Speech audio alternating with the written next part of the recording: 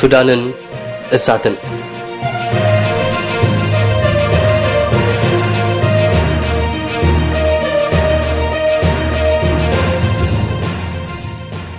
ካርቱም ብሰንኪ ክልተ ጽጋባታት ጀነራላት ዝጀመርዎ ኺናት ካብ እትሕመስ ሻድሻይ መዓልታ ሒዛላ ንሽዱሽተ መዓልታት መድፍዕን ጥይትን ፍርህን ሻቁለትን ረመፅን እሳትን ክልብልብዋ ሰላም ኣይብለትን እቲ ተኽስን ሆይሆይታን ኣብ ዝቕፅል መዓልታት ብተሎ ዝሃሰስ እውን ኣይመስልን ንህዝቢ ሱዳን ሰላም ከውርዱ ንቡሳት ክዓርቁ ዝተባህሉ መራሕቲ ጉራብቲ ሃገራት ሽምግልና ሲትረፍ ነፈርቶም ከዕልብሉ ዝኽእሉ ቦታ እኳ ስለ ዘይረኸቡ መደቦም ደው ከብሉ ከም ዝተገደዱ ይንገር ጀነራላታ ኣብ ከተማ ካርቱም ዝጀመርዎ ኺናት ናብ ካልኦት ግዛኣታት ሃገር እውን ከም ዘስፋሕፍሕ ገይሮም ኣለዉ ምስ ሸውዓተ ሃገራት እትዳወብ ሱዳን ጎራብታ ብጥቕሞምን ረብሖኦምን ስለ ዝመዝንዋ ገጾም ክትሕሉ ከም ዝነበረት ሕጂ እውን ንመን ደጊፎም እንታይ የምፅኡ ክትፅበ ከብዳ ሓቒፋ ትርከብ ጎራብቲ ሃገራት ብድሕሪ መጋረጃ ኮይነን ክቋፃፀሮ ዝፅዕታ ፖለቲካ ሱዳን ሕጂ ኣብ ካልዕ ወፅን ከየናኽስኦ ዘይስጋ ኣይኮነን መነን ምዃኑ ዳ ኣይተፈልጠን እምበር ሰራዊት ሱዳን ክልተ ብምዕራብ ዝዳወባና ሃገራት ንሕመትን ኻዕጥቓ ነፋሪት ክልእካ ረኺበን ብምባል ክኸስስ ጀሚሩ ኣሎ ነዳድያን ናይ ማዕድን ትዕድልታን ኣፎም ዘጎምጆም ዞባውያንን ኣህጉራውያንን ሓይልታት እውን ከም ዝፋሎሙላ ዘተሓታትት የብሉን ንሎሚ ሱዳንን እሳትን ብዝብል መደብ ሱዳን ከመይ ቀንያ ናበይ ከተማዕዱ ሓቢርና ክንድስስ ኢና ሰናይ ምክትታል እዚ ድምፂ ራድዮ ኤረና እዩ ካርቱም ብቐዳም ወጋሕታ ካብ ድቃሳት ዝተባራበረት ከምታ ኣብ ግዜ ሮሞዳን ዝለመደቶ ካብ መሳጊድ ብዝወፅእ ድምፂ ፃውዒት ጸሎት ዘይኮነ ብድምፂ መዳፍዕን ከቢድ ብረትን እዩ ኣብዚ ንሽዱሽተ መዓልታት ቀፂሉ ዘሎ ኺናት 270 ሰላማውያን ሰባት ከም ዝሞቱ ይግለጽ ካልኦት 800 ሰባት ድማ ዘይሓሰቦ ረኺቦም ግዳይ መቕሰልቲ ኮይኖም ኣብ ሆስፒታላት ተዓቒቦም ይርከቡ ተፋለምቲ ሓይልታት ሱዳን ማዕርፎ ነፈርትን ኣገልግሎት ዜናን ዝርከብሎም ኣካባቢታት እናጥቅዑ ተተባራርዮም ይሕዙን ይለቁን ከም ዘለዉ ይንገር ኣብዚ ጀሚሩ ዘሎ ግጭት ክሳብ ሕጂ ተዓዊተይሉ ዝዛረብ እምበር ተዓዋቲ ይተረኣየን እቶም ኮ ዝተፈልጠ ነገር ክልቲኦም ሓይልታት ግጭቶም ካብ ጎደናታት ካርቱም ኣውፅኦም ናብ ዝተፈላለያ ከተማታት ሃገር ከም ዘስፋሕፍሕ ምግባሮም እዩ እቲ ፍልሚያ እናቐጸለ እዩ ዝሓለፈ ሰሉስ 18 ሚያዝያ ፈጣን ሓይልታት ረድኤት ሱዳን ንሰብኣዊ ረድኤት ክብል ናይ 24 ሰዓታት ምቁራጽ ተኽሲ ኣዊጀ ኣለኹ እኳ እንተበለ ሰራዊት ሱዳን ግን ነዚ ተቐበለን ኣልቡርሃን ሕራይ ምቁራጽ ተኽሲ ንቕበል ክብል እንከሎ ገለ ካብ ጀነራላቱ ግን ሕመቲ ተወሰኽቲ ወታደራት ናብ ካርቱም ከምፅእን ዝወርዶ ዘሎ ከበድቲ ክሳራታት ንኽሕውን እዩ ምቁራጽ ተኽሲ ዝብል ዘሎ ብምባል ተኽሲ ስለ ዝቐጸሉ ልክዕ ከም ዝሓለፈ ዝስምዕ ምቁራጽ ተኽሲ እውን ኣይረግአን ሕመቲ ትማሊ ረቡዕ 19 ሚያዝያ እውን ናይ 24 ሰዓታት ምቁራጽ ተኽሲ ንኽግበር ደጊሙ ፀዊዑ ኣሎ መንግስቲ ሱዳን ግን ክሳብቲ ምቁራጽ ተኽሲ ክጅመረሉ ዝተባህለ 19 ሚያዝያ ሰዓት 6 ድሕሪ ቀትሪ ዝኾነ ግብረ መልሲ ይሃበን ምንጭታትና ከም ዝሕብርዎ እውን ገና ኣብታ ከተማ ተኽሲ ይስማዕ ምህላዊ ሕመቲ ብዛዕባ ምቁራጽ ተኽሲ ክዛረቡ እንከሎ ኣልቡርሃን ግን ንሰራዊት ፈጣን ሓይልታት ረድኤት ከም ሕጋዊ ኣካል ሰሪዘ ኣለኹ ኢሉ ኣብ ምግላጽ ርከብ ሕመቲ እውን እንተኾነ መን ምስኮንካ ደኣልካ ሕጋውነትና ክትሰርዝ እናበለ ንስልጣንን ሕጋውነትን ኣልቡርሃን እናናሸወ ይርከብ ዝኾነ ኮይኑ እዞም ክልተ ሓይልታት እንክቃለሱ ዝህሰ ዘሎ ህዝቢ ሱዳን ጥራይ ኣይኮነን እሳት ሱዳን ውድብ ሕቡራት ሃገራትን ኣሜሪካን ዝርከብኦም ግዳማውያን ሓይልታት ንዝተኸለኦ ኣብያተ ጽሕፈታት እውን ኣረኻኺብሉ ኣሎ መን ከም ዝፈጸሞ ዳ ኣይተፈልጠን እምበር ኤምባሲ ኣሜሪካ ሰራሕተኛታቱ መጥቃዕቲ ወሪድዎም ኣሜሪካ ብዜጋታት እሞ ዋዛ የለን ዝብል መግለጺ ክሳብ ተውፅእ ኣብፅሒዋ ይርከብ ሕቡራት ሃገራት ብወገኑ ድሕሪ ኣብ ኣባላቱ ዝተፈጸመ መጥቃዕቲ ኣብ ሱዳን ዝርከብ 18 ኣብያተ ጽሕፈቱ ክዓፁ ከም ዝኽእል ይገልጽ ውድብ ሕቡራት ሃገራት ኣብ ሰሜን ዳርፉር ኣብ ዘጋጠመ ምልውዋጥ ተኽሲ ድሮ 3 ካብ ኣባላቱ ብሞት ከሲሩ ኣሎ ኣብ ሱዳን ክሳብ ሕጂ ልዕሊ 54 ሆስፒታላት ዝርከቦም ብርክት ዝበሉ ኣገደስቲ ትካላት ተዓጺም ኣለዉ ይበሃል ኣብ ከተማ ካርቱም ሓደ ሆስፒታል መጥቃዕቲ ከም ዝወረዶ ክግለጽ እንከሎ ዝምታን ስርቅን ክረአ ጀሚሩ ከም ዘሎ ይግለጽ ሃገራትን ውድባትን ዓለም እዞም ጀነራላት ኩናት ደው ከብሉ ኣብ ምጽዋዕ ርከቡ ጀነራላት ሱዳን ግን ክሳብ ጠያይትና ዝፈርደና ማንም ከዓርቀና ይመልሶም ጎረባብታ ሃገራት ክሳብ ሕጂ ብግልጽ ዝመጥዎ ድጋፍ እኳ እንተዘየለ ብሓደ ሸነኽ ተዓረቑ ዝብል መልእኽቲ እናሕለፋ ብኻልእ ሸነኽ ዶባተን መዐንደር እዞም ጀነራላት ንኸይከውን ክሓፅራ ወተሃደራትን ኣብ ተጠንቀቕ ከጽንሓን ምስ ሱዳን ናብ ዝደዋብ ከባቢታት ከዕስክራን ጀሚረን ርከባ ግጭት ሱዳን ናይ ሱዳናውያን ጥራይ ኣይኮነን ነፍሲ ወከፍ ጎረቤት ረብሓን ቅልጽምን ኣለኒ ዝብል ሓይልን ኣብቲ ጉዳይ ኢዱ ክሕውስ ከም ዝኽእል ዝተፈልጠ እዩ ወላ እኳ ክሳብ ሕጂ ሃገራት ተላዘቡ እናበላ ብጎባ ዓይነን ተራእየን ካብ ምትሕልላው ዝወፅእ ስጉምቲ እንተዘይወሰዳ ከምኡ ኢለን ከቕጽላ ምዃነን ዘረጋግጽ ጭብጢ ግን የለን ስለዚ እምበኣር ኢና ኣቋምን ረብሓታትን ኣብ ጉዳይ ሱዳን ቀንዲ ጽልዋ ክህልዎን ዝኽእል ሃገራት ክንፍትሽ መሪፅና ዘለና ኤርትራ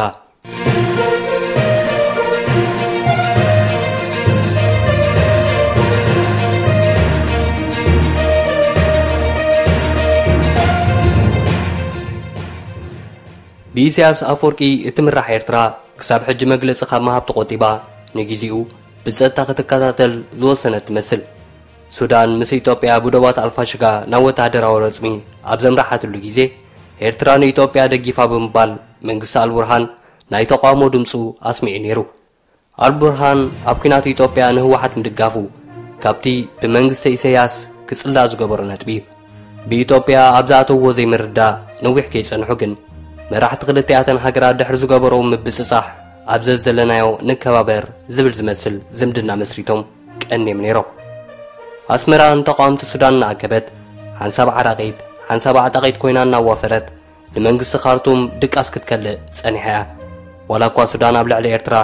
ترر زبل مرغصي كتوسد ببغيزيو سقطاتي بس حنتقونه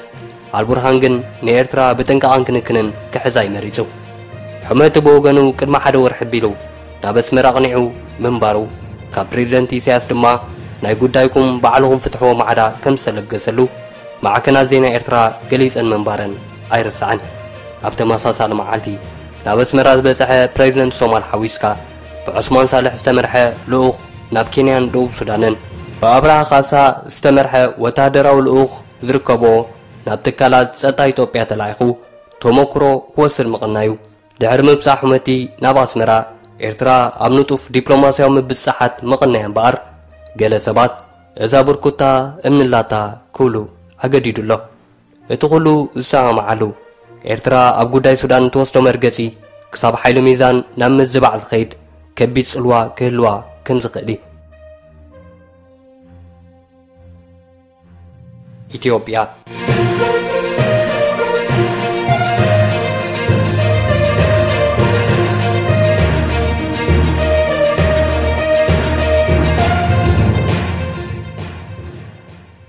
مس السودان بقداي الفاشقا خصحاب زقنيت إثيوبيا قداي السودان بميكروسكوب تصنعو خمزل لا ينقر ولا كوا أبا أحمد أطالبام حزب السودان قداي كابع الخفتاح زبل سبكت حزل ملأخت تلاخه أبزو السودان أفو مزبورتا نحر حدا أقنعة لزلا وقتي أدهللو توسيد النزبولو دوات الفاشقا مملاس كيف التنجن يسقا نعمتات منا أبرو حزب إثيوبيا كغيرنا تبهد استزمرلون نزمدناتات وصاي إثيوبيا بحيث ذركبن ديغا هداسي نابدوب سودان أمنا استسقع بمخانو انتس بقبسي انتس بسوداناوين حيلتات بزقج التمخنيو مدقعت خيورو إثيوبيا أبتت انقاط ركب إثيوبيان سودانن أبزز حلفة كلتا عمتات أيتا أمامنان منقص السودان هو حتى عقيبو كان معسكران سدتنياتات وتهدرات كسلتن مفقادون نإثيوبيا أبوان سقما دهليلو بموقع سكرا خروم زنبرا مريت ممنزعون بمنقص أبا أحمد أيتفتولون برقز زوسانة كلتيم جنرال ديم تساتي فمو زبل زعباقن جنازر رأي أبناي مايكار راجف جفا تساتي فزبهال سامري منقص السودان أحليفو مهاب مقبايو تحويس وغن إثيوبيا أب سودان نزفتر كونتات كتكاتاتل عدل مستركب دما إذا غتأتو كجدد يخيل كبسي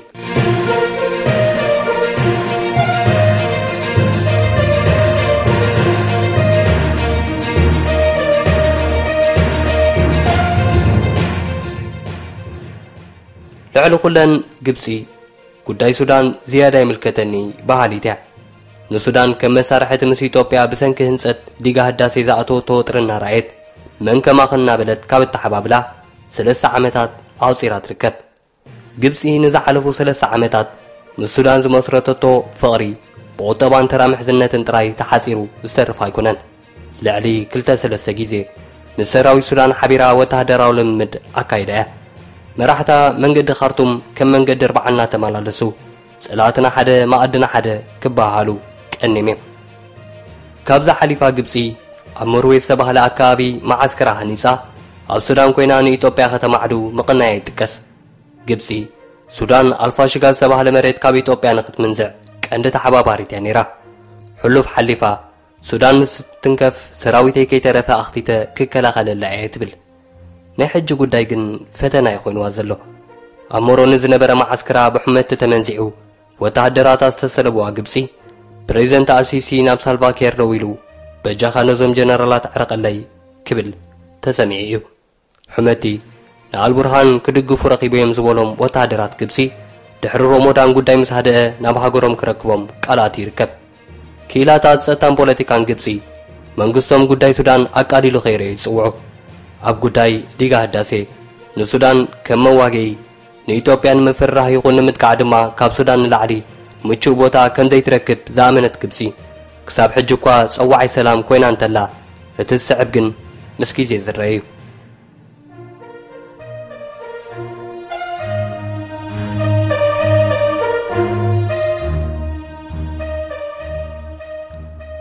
ኬንያ ኣብቲ ኢጋድ ዝፀውዖ ሰላም ፕሬዚደንታ ዊልያም ሩቶ ኣሰሊፋ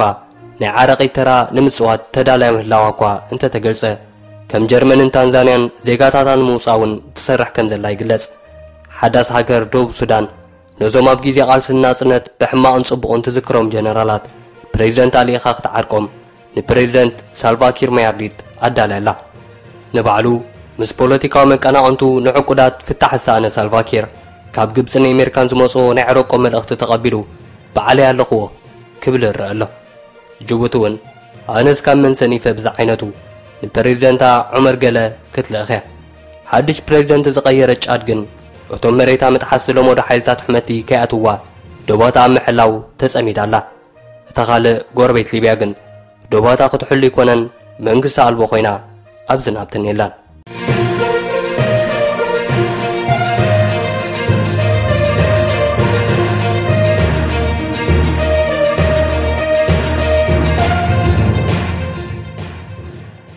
ሱዳን ካብ ከም ኢማራትን ሱዑድያን ነታ ኣብ ጀበል ዓምር ዝገብርኦ ዕደናን ኣብ ሱዳን ዘለዎን ሕርሻዊ ንጥፈታትን ክሕልዋ ኣብ ጉዳይ ሱዳን ኢደን ከየእትዋ ይፍራሕ ልዕሊ ኩሉ ዘስግእ ግዳማዊ ምትእትታው ግን